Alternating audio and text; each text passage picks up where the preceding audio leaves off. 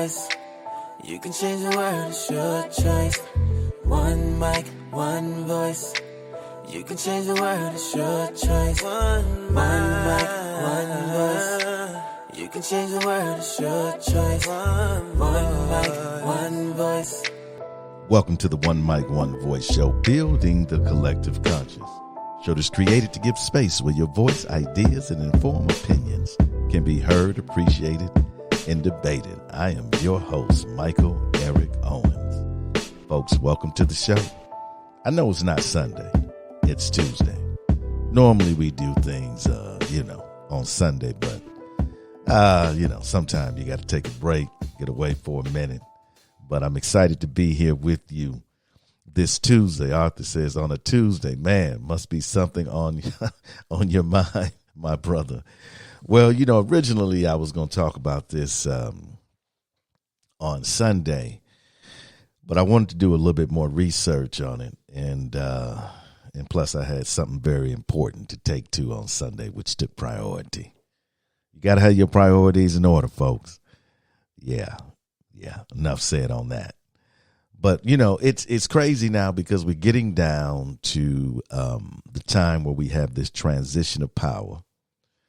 Will not be a peaceful transition of power.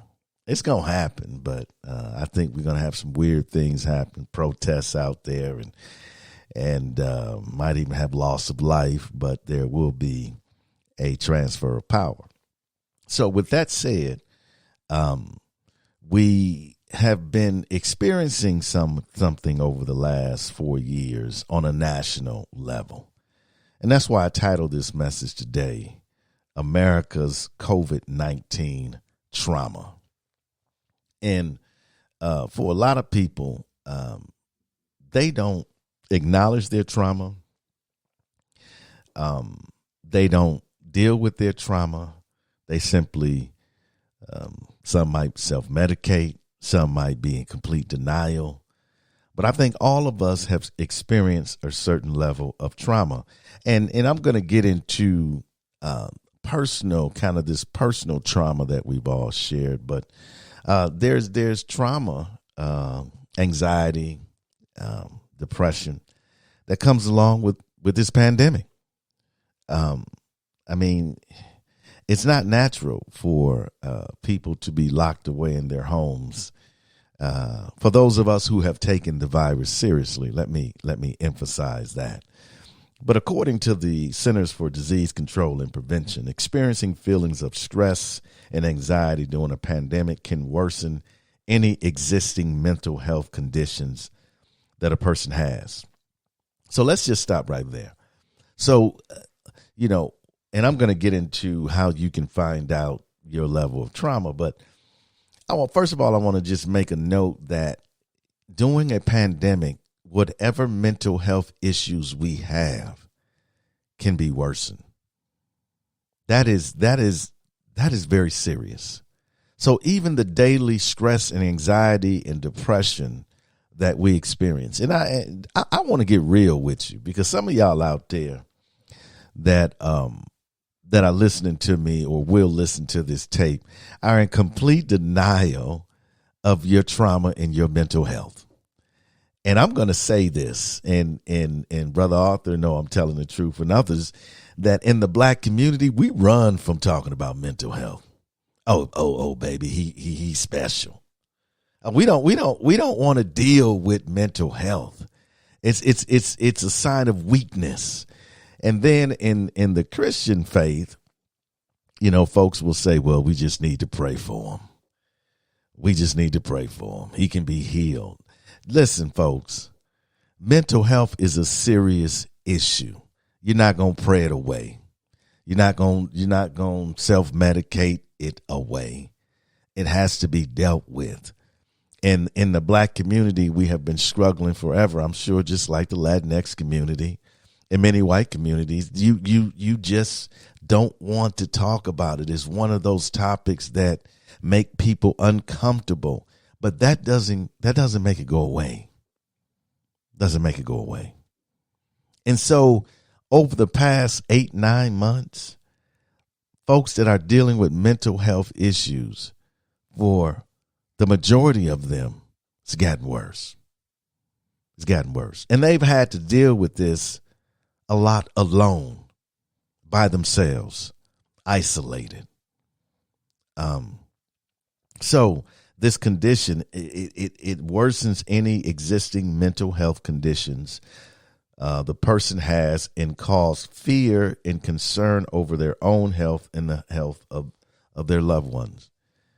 Just the very fact that we're going through a pandemic and we're concerned about our loved ones, our friends, our colleagues, that itself heightens our stress and our anxiety. And doing that on a continual basis, I can tell you as a black man dealing with trauma since I can remember, man, it takes a toll. And anybody that says it doesn't, you're a liar. It takes a toll. Month after month, year after year, decade after decade, you're dealing with trauma. I mean, for I can just speak for myself. I mean, the whole idea of racial profiling and police brutality is trauma. You know, many of the homes that we grew up in were dysfunctional. That brings trauma. The jobs that we worked and how we've been abused on our jobs, that brings trauma. I didn't even mention the personal relationships that a lot of folks find themselves in, where they're married to a narcissist or a sociopath, and that causes trauma. And then you bring that into the space of a pandemic, and it makes things worse. I believe all of us have mental health challenges. I believe all of us do. None of us have escaped this. It's a fact of life. And even when you look at today with social media and the trauma that goes across with social media, not to mention cyberbullying and other things, people not liking your selfies and young girls being upset and basing their self-worth on whether or not they get enough likes as their friends, all of that causes stress and anxiety. All of that has a bearing on our mental health. But we have one thing in common. One thing in common, folks, is that we have faced maybe I could call it political trauma this past 4 years. National trauma. Maybe that's a better way of pushing it. National trauma from the deaths that we've seen with our own eyes in the streets of America, to the protests, to the different movements that we've seen arise and fall, to the one-term president continually daily berating people on Twitter and people sharing those things and engaging in that, destructive conversations has caused all of us trauma. But let's talk about trauma for a minute. How do I know I have trauma? And some of you have heard of these experiences called adverse childhood experiences, better known as ACE. People say, "What's your ACE score?" And I tried to do some work with ACE with an organization in Oklahoma, and they caused me trauma. I'm trying to bring awareness, and they caused me trauma. Interesting. So that you can get a score. So there are 10 types of childhood traumas measured in the ACE study, and realize that many of these traumas we carry from childhood into adulthood, and we try to deal with them, or we deny them, or we run from them, or the big thing, we self-medicate to survive. But those traumas are there. We've been carrying them for years. So there are 10 types of childhood trauma measured in the ACE study. 5 are personal, physical abuse, verbal abuse, sexual abuse, physical neglect, and emotional neglect, right? So you ever been berated emotionally, talked to condescendingly? Anybody ever tell you never amount to anything? Yeah, All of those register as traumas. 5 are related to other family members: a parent who's an alcoholic, a mother who's a victim of domestic violence, a family member in jail. I mean, come on. A family member diagnosed with a mental illness, and the disappearance of a parent through divorce, death, or abandonment. So somewhere, somewhere all of us kind of fit into those categories, right? And so these are measured by the ACE score. And I've left in the description, I've left a website that goes into deeper detail about adverse childhood experiences, and also where you can actually take the ACE score. And I would encourage you to do that. I really would encourage you to do that, because you can't begin to deal with your trauma until you first acknowledge it and know what has caused you trauma in your life. And so, but that's not the only trauma. There are, of course, many other types of childhood trauma, from racism, bullying, watching a sibling being abused, losing a caregiver, which could be a mother, grandmother, becoming homeless. How many homeless children do we have now?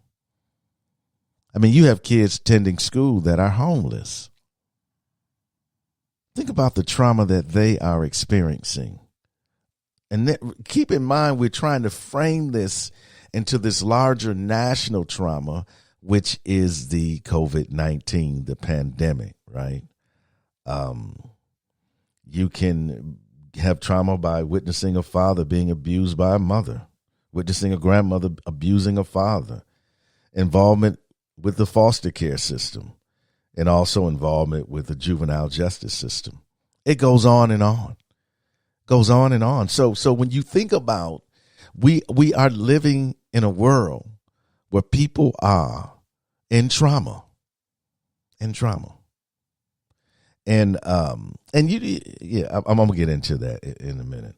The most important thing to remember is that the ACE score is meant as a guideline. If you experience other types of toxic stress, and I think I did a show. It's in the archives. It's about stress. If you want to know, if you want me to send it to you, just hit me up on Messenger or something like that, and I will. Toxic stress over months or years, then those would likely increase your risk of health consequences. And we do know that when we talk about minority peoples, when it comes to these ill health issues, we're high on the list. That's because Black and brown people are dealing with more trauma. Some folks have been privileged enough to, yes, they have dealt with trauma, but not on the level of Black and brown people. When we talked about, I mentioned racism, discrimination, ostracism. All of those create trauma, right? Walking around feeling like you're not good enough, or you're not better, or valued, I should say, not better, but valued as a person based upon your skin color. That is trauma. And so what we have to understand is that we are in a very serious position right now. When President-elect Biden is talking about healing. Now, healing is just not about healing the racial divide. Healing is just not about getting the vaccine. Healing is not just about somebody getting a promotion or getting more Black and brown people engaged in politics and local, positions of authority. That's not what this is. That's part of it. But we need to be healed as a people, as human beings. And I can't make this discussion so macro that I talk about the whole entire world. I can't do that. I would like to do that. But I can't. If I can't solve problems in my own home, how can I solve problems in my community? If I can't solve problems in my community, how can I solve problems in my state? If I can't solve problems in my state, how can we solve problems in this country? There's the roadmap. It begins with you. It begins, as Mike Jack said, the man, I'm going to add the woman in the mirror. That's who it begins with. It begins with us. And if we don't take this thing seriously and introspectively and start looking at ourselves as being people in trauma, then we can't begin to solve, because hurting people hurt people. And a lot that we see today in the interactions of people dealing with other people simply because they're hurting. Amen, brother. Healing is a perfect word, Arthur says. It's so true. People are hurting, and they're hurting other people. They hurt anybody simply because they are hurting. They are dealing with trauma. Folks, we're going to take our first break, and then we're going to be right back. I want you to hang in there with me. I know it's a Tuesday. I know on Sundays you get your little drink. Sit on down and got your favorite spot, your favorite chair, and you want to listen to the One Mic Show. I get that. But it's Tuesday, though. We can make it happen on Tuesday. Folks, I'll be right back.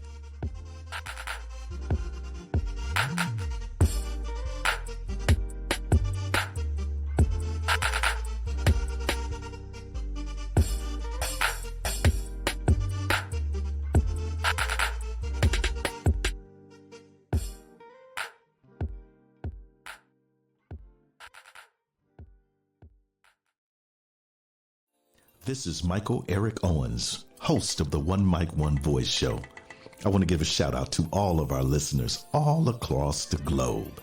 Thank you for your undivided attention and for your conversation.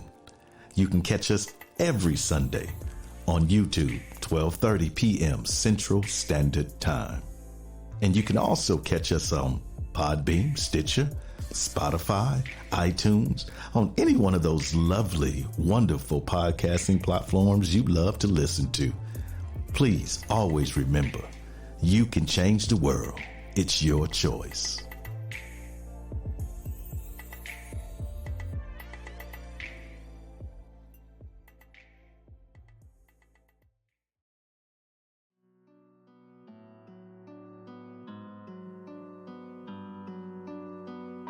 All of us have been traumatized by the one-term president.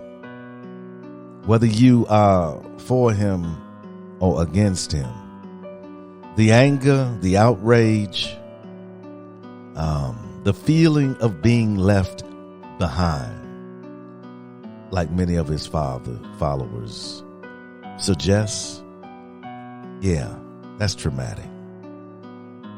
But many black and brown folks have felt that way for a very long time. Yeah. I think some of these new traumas for them are old traumas for us. Most definitely. But I want to focus in on a minute on the fact that two specific ones: anxiety and depression.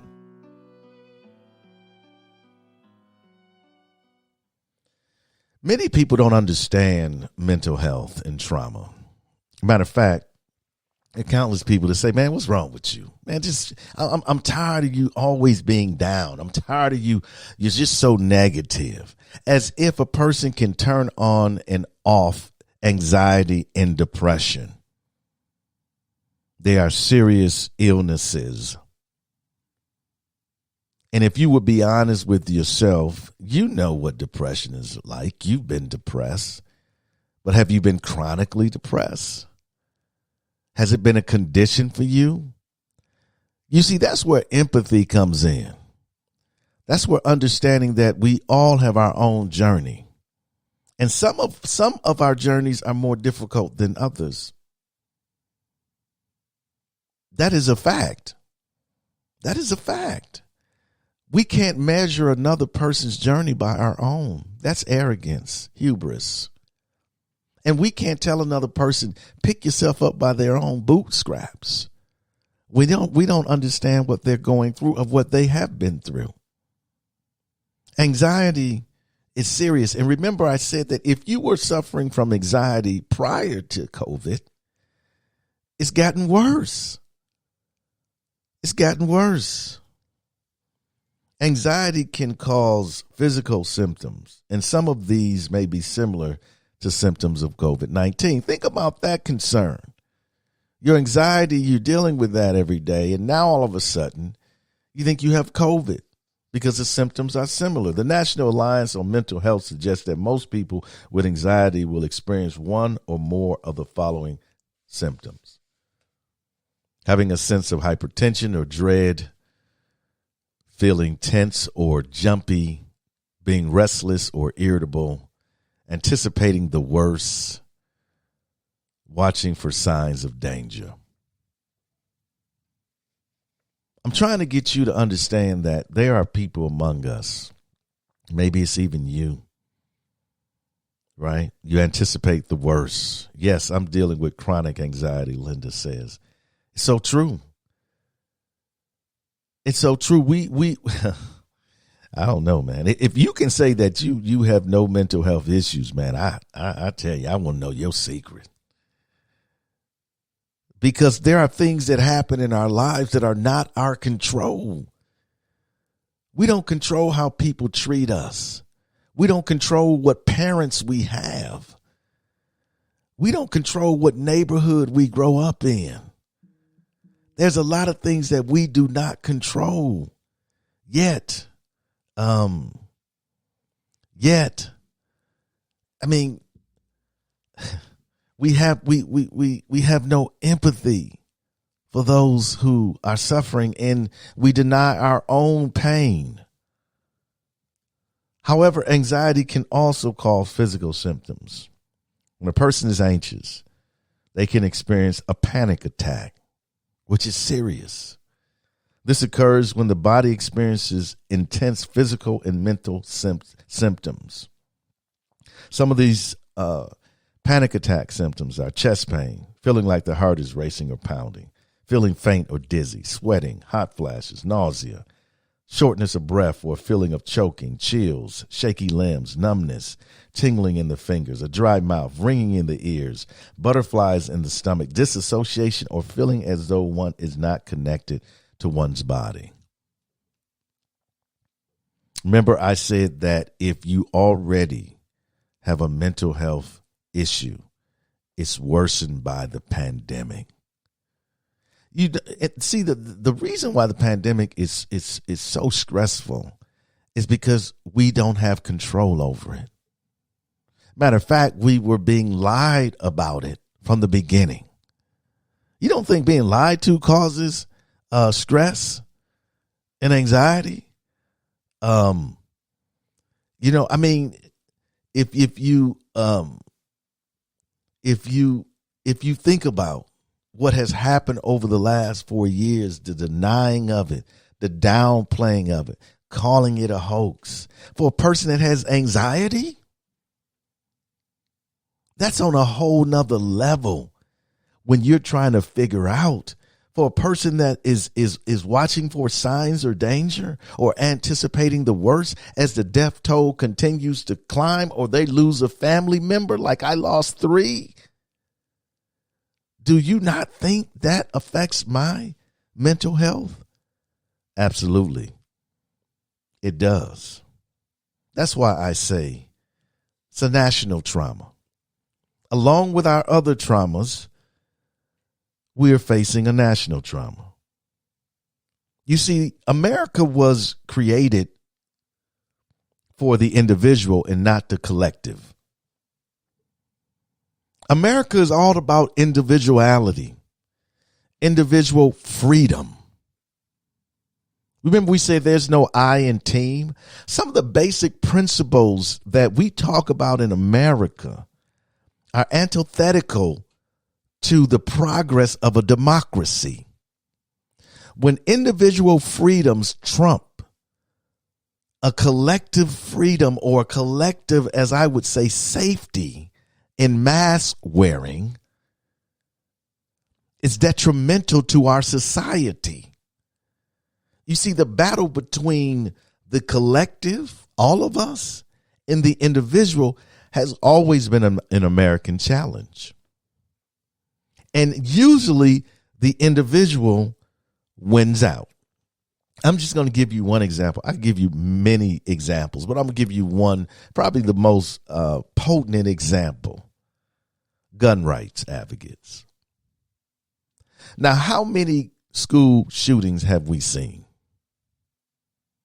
How much loss of life have we seen by an individual, goes in the church, goes in the schoolhouse, goes in a place of business, goes in a movie theater, and shoots people up, innocent people?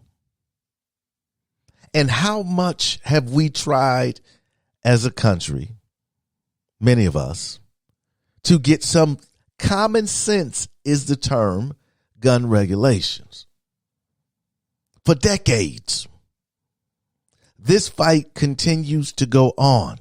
The big thing against President Obama, he's going to take away your guns, people say, which never happened. But why? Why is it so difficult? Because of the individual. I have a right. How dare you infringe upon my right? You see, this idea of individuality in a society has created I would say a national narcissistic element in our society. When the individual becomes so important, more important than anyone else, more important than a democracy and the functioning of a democracy, which should work for all people, that's a narcissistic quality. Yeah. I think for a long time, for generations, America has been creating narcissists. We see the height of that with social media now. It's all about me. It's all about what I say. It's all about my freedom of expression. And don't get me wrong, I'm not today speaking against an individual's right to be who they are. What I'm speaking against is my right to be who I am that wounds you or injures you. Because I believe the collective is more important than the one individual. I mean, it's a simple concept. I mean, LeBron James is a great player. Tonight, the NBA happens to kick off between them and the Clippers. But let LeBron go out there 1-on-5 against the Clippers, and what's going to happen? Oh, he's going to lose big time because one person's not a team. We have to understand we have a responsibility as citizens not to infringe upon each other.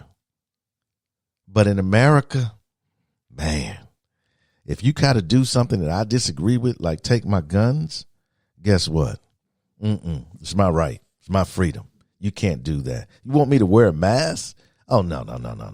It's my right, my freedom. Although that infringes upon the health and safety of so many other people.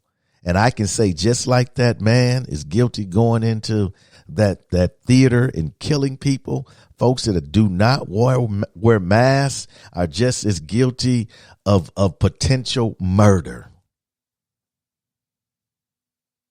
Yeah, I said it. The Diagnostics and Statistical Manual of Mental Disorders have outlined 9 key criteria for narcissistic personality disorder. And I'm only going to give you 5 as it relates to what we're talking about today. But if you know a narcissist, I'm preaching to the choir. I've known several, not just narcissists, but sociopathic people. So first of all, this grandiose sense of self-importance. It's all about me. So, I understand, I'm for that equal rights now, but it's all about me. Nope, can't do it. No, I can't. I got to go to that gun show. No, that gun show cannot be regulated. No, it's all about me. Okay. Sense of entitlement. Oh, my God. Do we live in a society where there's a sense of entitlement? No. This belongs to me. Or why do you have that? Or you shouldn't be in that position. Or this is just reserved for me. A sense of entitlement, lack of empathy. Come on. I mean, can you honestly say that anyone, a diehard, I'm going to use that word, a diehard Trump supporter displays empathy? I mean, seriously, can you say that? No, you can't. Demonstration of arrogant or haughty behavior or attitude. Again, need for excessive admiration. That's the whole social media environment. You know, I'm amazed by all of these selfies that people take. And I wonder, do they think we're going to forget what they look like from day to day? And furthermore, why do you care what people, I understand, you know, you with some friends or as a special, I get that. But we got folks on there that, man, they take 2-3 selfies a day. And I'm saying, are you trying to remember what you look like?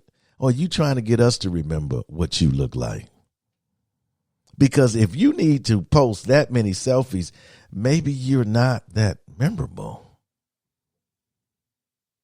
I mean, it's a condition, right? It's the need for admiration. It's the need to be seen. It's a need to like my picture.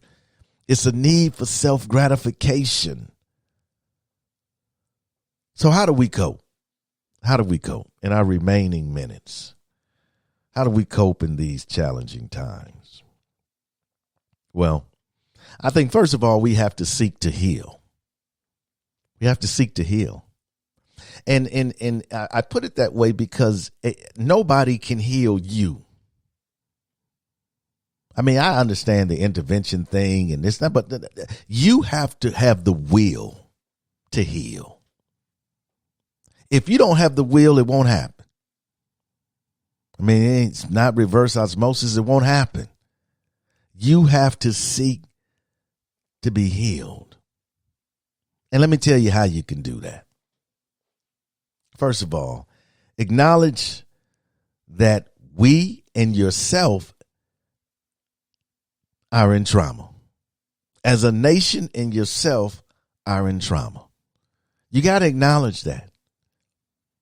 You have to embrace that idea and that concept that America, since day one, you don't think the native peoples are in trauma? You don't think that trauma is generational? When their land has been stolen from them? When nearly genocide happened to them? You don't think that when they're driving around, especially in Oklahoma, and they're realizing that this land was ours? And all across this country, and it was stolen, it was taken. You don't think that's trauma? What is that conversation like with Native children when they have to explain that history to them? You don't think that's trauma? I mean, come on, people. We have to acknowledge what happened to black and brown people is trauma. You don't think slavery was trauma? Being owned by somebody, being whooped, beaten, lynched, seeing your daddy lynched, seeing your mama and your daddy dragged out of their house at midnight, getting up at the night and seeing a cross burning inside a black church being burned down. You don't think that's trauma? Convict leasing, you don't think that's trauma? Jim Crow, you don't think that was trauma? Seeing blacks being dogs being sicked on them. Let's even bring it even today. George Floyd, seeing George's life choked out of him. You don't think that was trauma? Folks, we have to acknowledge, first of all, that we are a nation in trauma. And that we ourselves are in trauma. Then I'm going to reiterate to you again, do your ACE test and learn about your trauma. You can't fix anything that you don't know about. Yeah, it's simple as that. If you don't know the problem, you can't fix it. You got to know the problem. And for those of you who've been in denial, been running, and you know, and I do understand that Christmas is Friday. I understand. Y'all like, Mike, man, what's up? Why you had to do this, Mike? I mean, we want to be in a joyous, man, we are in a pandemic. Haven't we played enough games? Haven't we kicked the can down the road long enough? Haven't we passed on our problems to another generation long enough? I mean, when will we stop playing games and be serious? Not just about the nation, but serious about our own selves. We've had one of the rough years I've ever seen in my life. Shouldn't we come out that year more reflective?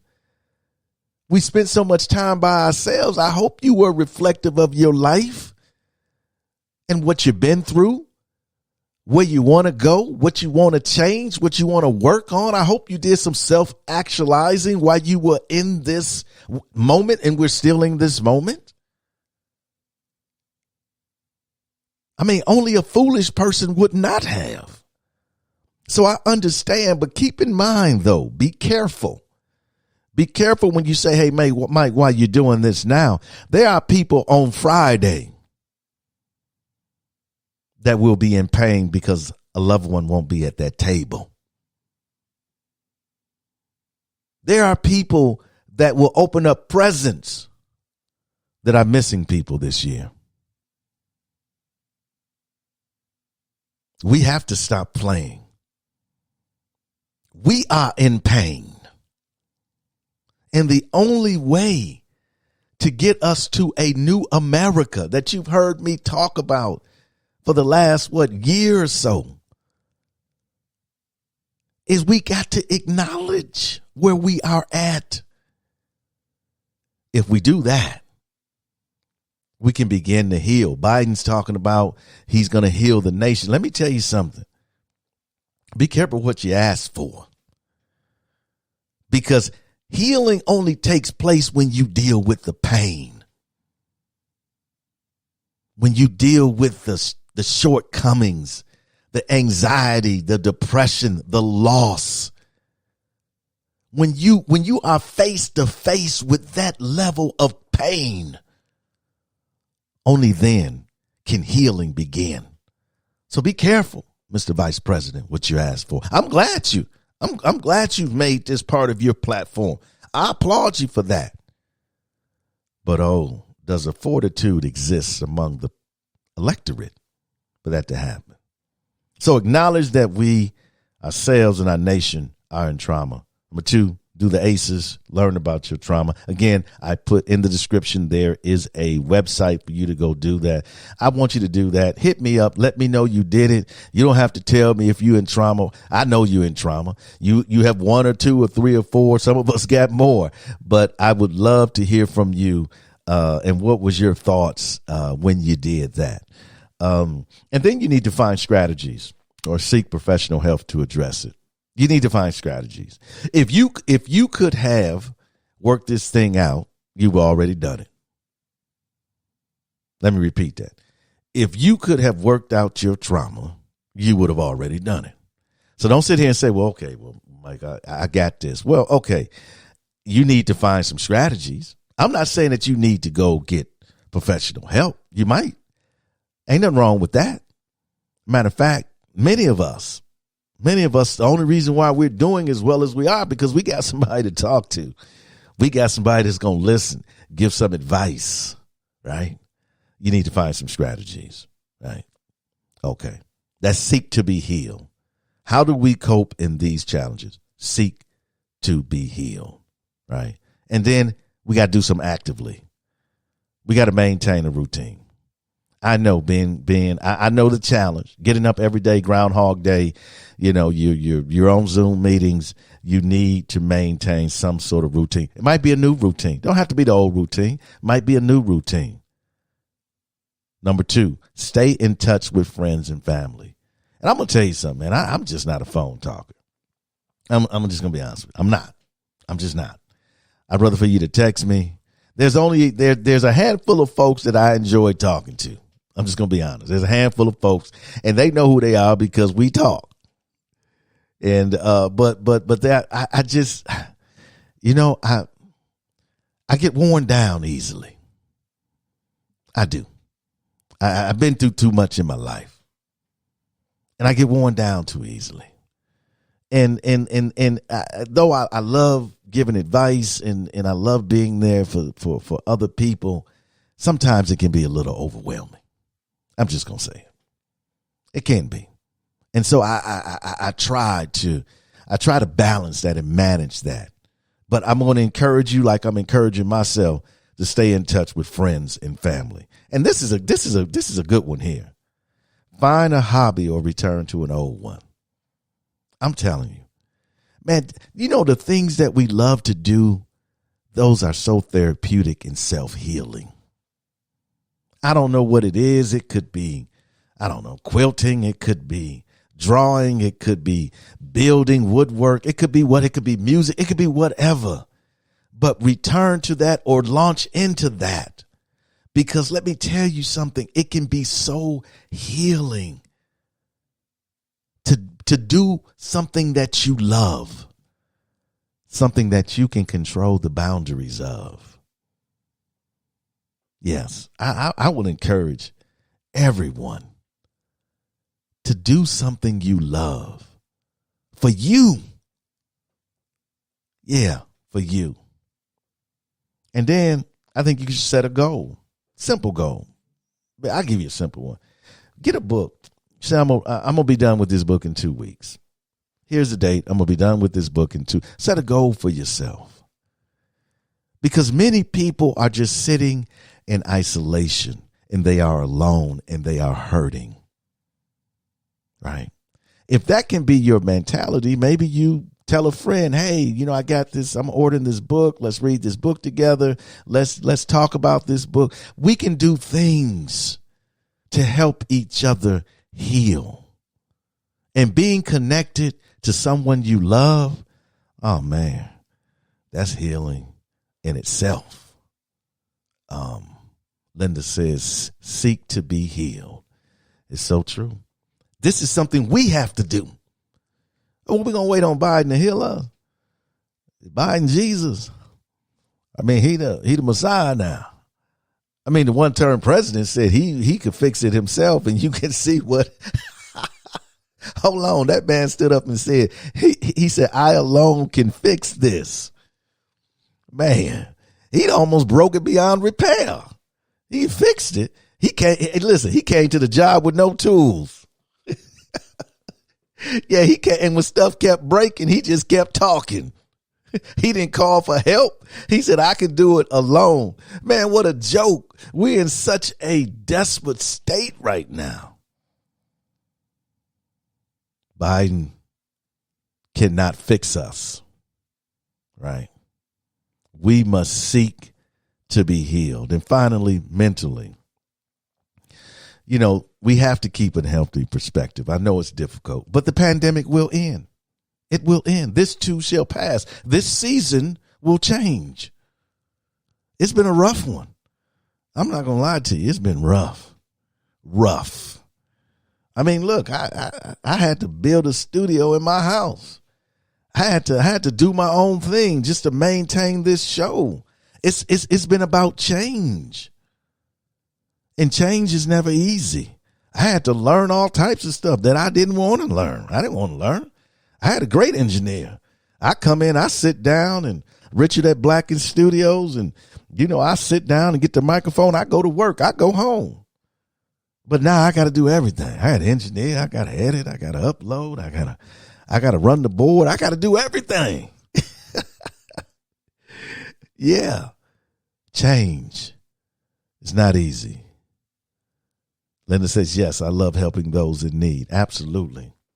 Absolutely. This is the time. Folks, there are moments in history that we should seize. And this is one of those moments. We're coming to the close of one of the most traumatic and difficult years of our lives. But there's a new birth. There's new leadership in Washington. There's the first black vice president. There's some things on the horizon.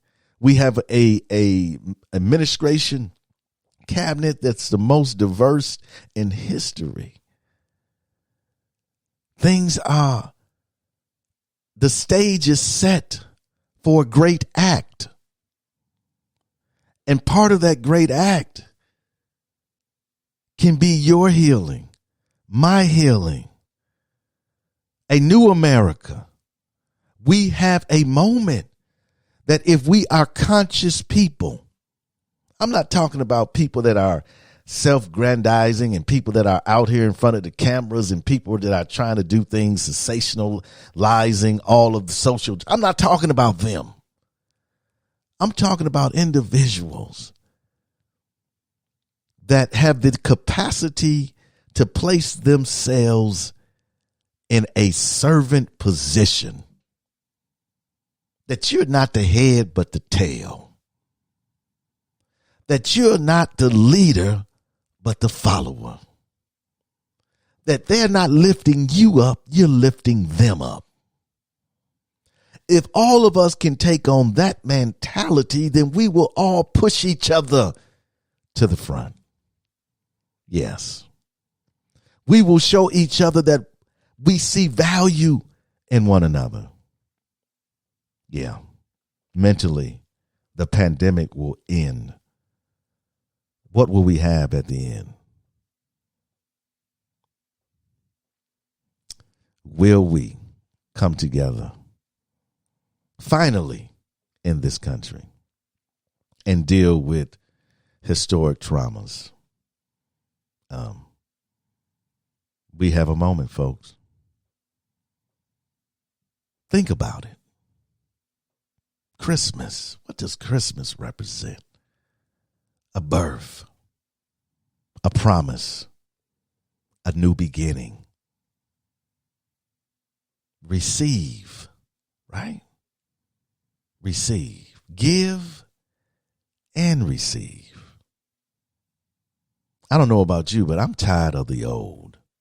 You can have the old. The old America, you can have it. I want a new America. One in which we are honest with each other. One in which we share in the prosperities of this land. Lisa says, is anyone aware of black male trauma therapists in Oklahoma City? Yeah, will someone answer that question? Because that's a very important question. Is anyone aware of black male trauma therapists in OKC? Yes. Because this is a conversation we need to have. Matter of fact, if you're aware, put them in touch, not only with Lisa, but with myself. We need to come on. They need to come on one mic. We need to talk about how to deal with this trauma and have this conversation in our community. But this is our moment. And I'm going to encourage you that while you're sitting back, relaxing, maybe having some, I don't know, maybe like Cabernet or Sauvignon Blanc or whatever you like. Maybe you're a Hennessy guy. Hennessy women like Hennessy. Maybe whatever you like when you're relaxing. I want you to think about those that are in trauma. And if you are in trauma, if you're in that same boat with me and others, let's think about each other and what we are going through, and not just be thankful for what we have, but be thankful for the possibilities of what can take place in a country that is honest with its history, with its present, and where we need to go. Because history will speak of us. Somewhere in the distant future, a scribe will reach down deep into the archives of our time. And what will she find? Will she find that we overcame our differences? Will she find that out of many we became one?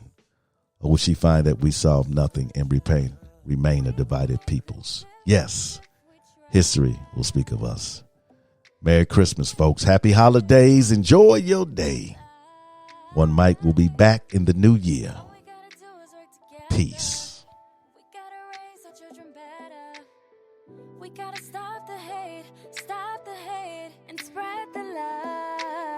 One mic, one voice. You can change the world, it's your choice. One mic, one voice. You can change the world, it's your choice. One mic, one voice. You can change the world, it's your choice. One mic, one voice.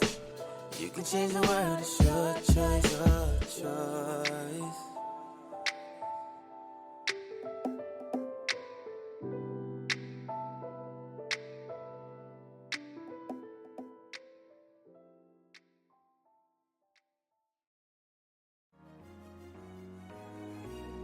Thank you for downloading the One Mic, One Voice show. Take a moment and subscribe and share. You can find us on Spotify, iTunes, Podbean, Stitcher, or any other podcasting platform. Thank you for your continued support and for your voice. You can change the world. It's your choice. The views, thoughts, and opinions expressed on the One Mic, One Voice show are not the views, thoughts, and opinions of our sponsors.